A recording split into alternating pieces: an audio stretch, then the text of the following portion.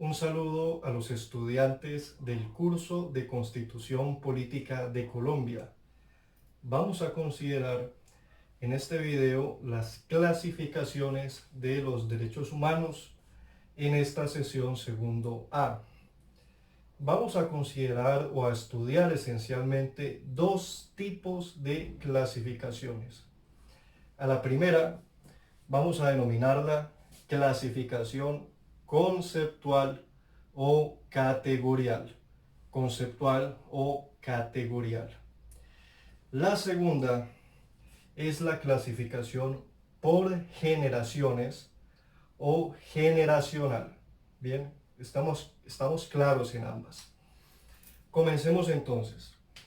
Conceptualmente, podemos decir que tenemos derechos humanos, en primer lugar, derechos constitucionales, en segundo lugar, y en tercer lugar, derechos fundamentales. Derechos humanos, derechos constitucionales y derechos fundamentales. La primera pregunta para sus apuntes es que por favor me presenten la definición que ustedes ya traen sobre lo que para ustedes es un derecho humano o qué son derechos humanos. Bien, dicho esto, entonces vamos a abordar estos conceptos. En primer lugar, los derechos humanos no le pertenecen a ningún estado en particular. Realmente ha sido un movimiento de orden internacional que ha surgido desde los albores de la historia. Algunos dicen que desde la época de Ciro el Grande, en el Asia Menor, en las antiguas civilizaciones. El derecho natural de los derechos romanos, o el ius gentile, el derecho de los gentiles, que aplicaba en ese entonces, en la antigüedad clásica. Las ideas de algunos griegos y también de algunos romanos desde la filosofía sobre la idea de dignidad humana y de la imagen divina que proyecta la persona humana, el ser humano. Contemporáneamente se ha admitido que a partir de las tradiciones que comentamos en sesiones anteriores, los ingleses, franceses y norteamericanos, así como a partir de las revoluciones de tipo obrero y social del siglo XVIII, XIX y parte del XX, es a partir de allí que se consolidan en forma moderna los derechos humanos, proceso que desemboca en la Declaración Universal de 1948. Como vemos entonces, estamos hablando de un concepto que pertenece al orden público internacional, al orden global. Podemos decir en síntesis, sin entrar en mayores discusiones, que los derechos humanos son el conjunto de garantías, facultades, atributos y libertades que le pertenecen a todo ser humano por el mero hecho de serlo. ¿Sí? Por el mero hecho de ser humano, se es titular de este conjunto de garantías, de libertades, facultades y atributos, que cuáles son los que vamos a ver enseguida a partir de esta sesión. Bien, damos por evacuado este primer concepto. El segundo, derechos constitucionales. Los derechos constitucionales son los derechos humanos que un Estado ha consagrado en su constitución política. Entonces vamos a establecer diferencias. Los derechos humanos pertenecen al orden internacional, están en declaraciones de tipo político, que como lo dijimos en la clase pasada, pues en sí mismas no resultan obligatorias a no ser que un Estado se obligue a cumplirlas, es decir, que un Estado se vincule formalmente a esas declaraciones, pero en esencia las normas de derechos humanos son aspiraciones de tipo ideal para toda la humanidad. Ya son los estados quienes, a través de la constitucionalización, o sea, consagrando en sus constituciones estos derechos o firmando los tratados por vía del bloque de constitucionalidad, ya es de esa manera que los estados traen esos derechos humanos a la vida real y concreta de sus nacionales, de sus naciones más bien, porque también cobijan a los extranjeros en algunos eventos. Entonces, vamos a precisar entonces que el derecho constitucional o los derechos constitucionales son los derechos humanos que han sido consagrados en la constitución política de un Estado. Por lo tanto, mientras los humanos son internacionales, los constitucionales son de la esfera interna de los estados. Habíamos puesto el ejemplo de la consulta previa. La consulta previa está en los derechos humanos, no está en el texto constitucional, pero como el Estado colombiano firmó el convenio 169 de la OIT y lo ratificó por vía del bloque de constitucionalidad, ese derecho humano que está por ahí flotando en el orden global ya está adentro, ya hace parte del orden interno. Bien, continuamos. El tercer concepto es el de derechos fundamentales. Los derechos fundamentales, como su nombre lo indica, son aquellos que resultan de mayor relevancia en el orden interno constitucional. Podemos decir entonces que son derechos humanos constitucionales que gozan de especial protección reforzada. Es decir, los estados los protegen de manera especial porque son más vitales, porque son más urgentes. Vamos a dar ya algunos ejemplos. Entonces, para que un derecho humano constitucional sea considerado fundamental, debe cumplir con 3 requisitos. El primero, son derechos que están fuertemente ligados a la dignidad humana. Y aquí voy a explicar lo que mencionaba. Todos los derechos son importantes, pero hay unos más trascendentales que otros. Si no, pensemos en el derecho a la vida y el derecho a la recreación. Puestos a escoger, ¿qué derecho le quito? ¿Derecho a la vida o derecho a la recreación? Pues seguramente más de uno de nosotros diría, no, pues suspendamos el derecho a la recreación. Es preferible. Entonces ya vemos que por supuesto hay escalas de derechos. Indudablemente algunos están más vinculados a la dignidad que otros. Es decir, algunos se pueden suspender por orden público, como pasa ahora con la pandemia. La libertad de locomoción está restringida, las libertades económicas también, del consumo, etc. Pero la recreación es un ejemplo de ello. Pero por supuesto hay otro grupo de derechos a los que no estaríamos dispuestos a renunciar, como la libertad personal, la vida, la salud, entre otros.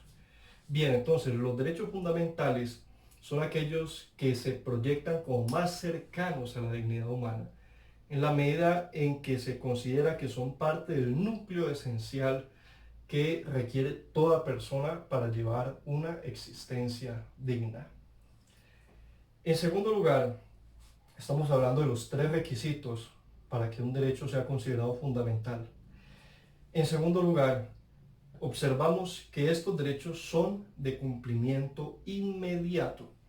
Va en línea con lo que estaba diciendo ahora.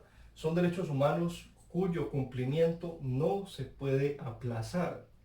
El Estado no se puede resguardar en razones económicas para no cumplirlos o para aplazar su cumplimiento, que es lo que ha mencionado ahora. Entonces, sea como sea, tiene que garantizarse el derecho al voto, al libre desarrollo de la personalidad, a la igualdad, a la vida, entre otros. Como vemos, son derechos cuyo cumplimiento no se puede postergar. Vean el listado que se encuentra en el artículo 85 de la Constitución Política. Ahí se enlistan cuáles son los derechos de aplicación inmediata. Bien, tercer requisito para que un derecho se considere fundamental son aquellos derechos que gozan de especial protección constitucional. Tienen, para decirlo de otra manera, una protección constitucional reforzada, mecanismos judiciales de amparo o de garantía en caso de que se vean vulnerados. Y estos mecanismos son 2: el habeas corpus y la acción de tutela. Habeas corpus para la libertad personal, para aquel ciudadano que ha sido capturado. Han pasado 36 horas calendario, o sea, cuentan todas las 24 horas de todos los días. En ese caso, si se superan esas 36 horas y no se ha puesto en libertad al ciudadano, ni se ha presentado a un juez para legalizar la captura, se activa la posibilidad de que el ciudadano presente el habeas corpus en forma exitosa para que obtenga su libertad personal, la protección de su libertad personal. Los demás derechos fundamentales, la igualdad, el derecho a la salud cuando se comprometa la dignidad humana, el derecho de petición, entre otros, se protegen por vía de la acción de tutela. Esto lo vamos a ir viendo paso a paso al estudiar cada uno de los derechos constitucionales en el curso de estas sesiones 2 y 3. Bien, entonces ahí tenemos las tres características de los derechos fundamentales. Están estrechamente vinculados a la dignidad humana, son de cumplimiento inmediato y cuentan con mecanismos judiciales de especial protección reforzada en caso de que sean vulnerados. Bien, vamos a pasar ahora a la segunda clasificación. Aquí ya tenemos la primera. La primera clasificación dijimos que es de tipo conceptual o categorial. Derechos humanos, derechos constitucionales, derechos fundamentales. Pasemos ahora a la segunda clasificación. Es la generacional o por generaciones. En esta clasificación vamos a considerar el origen histórico, porque los derechos humanos no aparecieron todos a la vez. Vienen en oleadas a partir de ciertos movimientos sociales y políticos que han determinado o que han conllevado a su aparición. En un primer momento se encuentran los derechos civiles y políticos, derechos de primera generación. En la Constitución están a partir del artículo 11. Aquí hago una precisión. Cuando ustedes busquen en la Constitución artículo 11, el título que le antecede dice derechos fundamentales. Ese fue un problema del editor de la Constitución, porque fuera de ese título en los demás también hay derechos fundamentales. Ese título del artículo 11, el que encabeza ese artículo 11, debió llamarse derechos civiles y políticos. Esto lo digo solo como curiosidad, pero para que nos ubiquemos en la Constitución cuando lean a partir del 11, derechos fundamentales en realidad son los civiles y políticos. Bien, a esta primera generación de derechos se le conoce como los derechos liberales, porque son aquellas que surgieron en contra de las monarquías, de los poderes absolutistas, de las revoluciones burguesas, para frenar el poder de ese Estado monárquico absoluto en contra del individuo. Son un reclamo de la personalidad del sujeto considerado aisladamente, del individuo, de la autonomía personal e individual, que por supuesto es muy importante, la defensa de su vida, de su libertad y también de su patrimonio, por supuesto. Esto lo hemos considerado en la tradición inglesa de alguna manera. Bien, estos derechos fundamentalmente, como lo he mencionado, tienden a la protección de esas garantías: vida, propiedad y participación en la esfera pública política del Estado. Bien, esta primera generación deviene de las tradiciones que mencionamos, inglesa, norteamericana y francesa, particularmente desde los albores del siglo XIII hasta el siglo XVIII. La segunda generación de derechos humanos es la de los derechos económicos, sociales y culturales. Es la segunda generación. Proceden de las revoluciones obreras, de las revoluciones sociales, de la movilización de los trabajadores. Aquí están mezclados también los socialistas, los laboristas y los anarquistas, que hicieron gran parte de su actuación o de su aparición en el momento histórico mundial a partir de los siglos XVIII, XIX y la primera parte del siglo XX en forma principal. Estos derechos sociales protegen el bienestar y las condiciones de vida digna material de las personas. Aquí encontramos entonces los derechos de los grupos familiares, el derecho a la salud, a la educación, al trabajo, por supuesto, y todas las garantías laborales y de seguridad social en general, como la reducción de la jornada laboral a 8 horas, el derecho a las vacaciones, primas, cesantías, el derecho de huelga, el derecho de asociación, de conformación de sindicatos. Insisto, aquí también se encuentra el derecho a la educación, el derecho a la vivienda, entre otros, la igualdad material. En tercer lugar, tenemos la generación de los derechos colectivos, tercera generación. Esta surgió después de la Primera y Segunda Guerra Mundial, el periodo de posguerras, cuando la humanidad se dio cuenta de las graves consecuencias que tuvo ese conflicto armado internacional. Fue un momento en el que el ser humano vio en peligro la existencia de la continuidad generacional. Es decir, la humanidad estuvo a punto de extinguirse a sí misma. Por lo tanto, los derechos colectivos son un mecanismo de protección frente a la comunidad y frente a las generaciones venideras. Eso es lo que se protege, el derecho de la comunidad y de las generaciones venideras en contra de la acción destructiva del ser humano. Esa es su esencia, ese es podríamos decir, el motivo esencial que condujo a la consagración de estos derechos.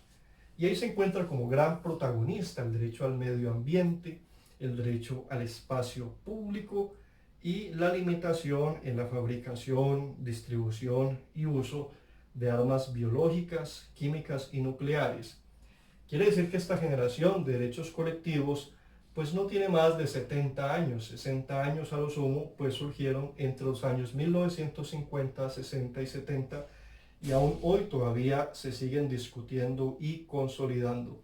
Aquí están también los derechos de los usuarios y consumidores, así como el derecho a la autodeterminación de los pueblos, debido a que por esas épocas que les mencioné, también se liberaron diversas colonias, se independizaron diversas colonias africanas, asiáticas y algunas también, algunos rezagos en Latinoamérica.